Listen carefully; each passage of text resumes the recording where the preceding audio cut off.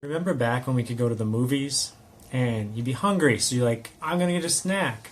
So you go and you get a thing of popcorn and a pop, and it's like $10, $15. You're like, man, that's such a ripoff. If I would have gotten these things outside the theater, they would have cost so much less. Oh, well, if you're mad about that, Jesus was mad about something a little similar, but a lot more serious that we're going to see in today's 5-minute devotional from John chapter 2, verses 13 to 25. The Passover of the Jews was at hand, and Jesus went up to Jerusalem. In the temple he found those who were selling oxen and sheep and pigeons, and the money changers sitting there, and making a whip of cords, he drove them all out of the temple with the sheep and the oxen. And he poured out the coins of the money changers and overturned their tables, and he told those who sold pigeons, "Take these things away. I do not make my Father's house a house of trade." His disciples remembered that it was written, "Zeal for your house will consume me." So the Jews said to him, "What signs do you show us for doing these things?" Jesus answered them, "Destroy this temple, and in 3 days I will raise it up." The Jews then said, "It has been taken 46 years to build this temple. Will you raise it up in 3 days?" But he was speaking about the temple of his body. When therefore he was raised from the dead, his disciples remembered that he had said this, and they believed the scriptures and the word that Jesus had spoken. Now, when he was in Jerusalem at the Passover feast, many believed in his name, when they saw the signs he was doing. But Jesus, on his part, did not entrust himself to them, because he knew all people. And he needed no one to bear witness about people, for he himself knew what was in them. So, back in those days, in order to worship, you needed some stuff. You needed a certain kind of money to give your offering in. You couldn't just give it like in any kind of money. And, well, at least to pay something called the temple tax. And you needed sacrifices, like actually animals to sacrifice and stuff like that. So you could bring those things from outside, but they might not get approved. Or you could buy them at the temple, but they costed like a ton more than they would have anywhere else. And so it was kind of a racket. And Jesus was really mad about this. He's like, of all the places you should not be ripping people off, it is here in the temple. And he got mad.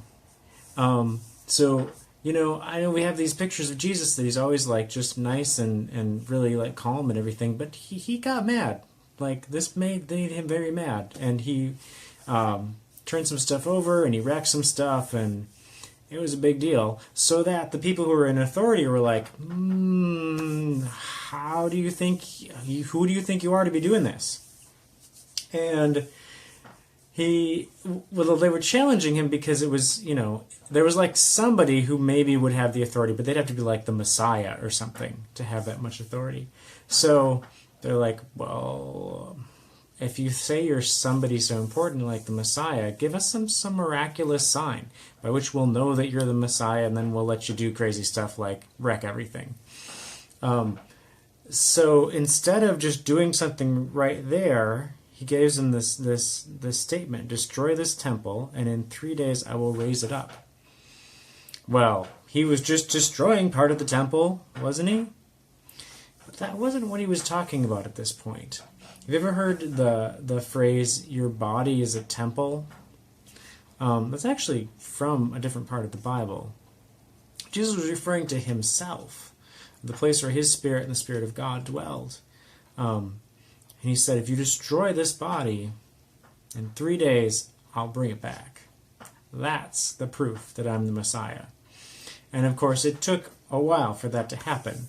But then when it did happen, when after 3 days he was raised from the dead, his disciples remembered what he had said back there. And like, oh, that's what he was talking about.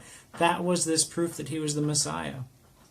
And then there's this last little bit about Jesus not entrusting himself to people because he knew what's in people's hearts. So Jesus is going to get popular. There's going to be crowds of people that are going to follow him for all sorts of different reasons. Just as right now there might be all sorts of people who claim God or claim Jesus for different reasons with all sorts of different motives, and not all of them are the best, honestly.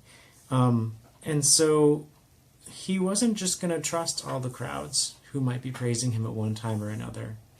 And really, if we're going to be followers of Jesus, it's not, we don't want to follow Jesus just for the things that are comfortable for us or the reasons that we sort of agree with who he is or what he's saying.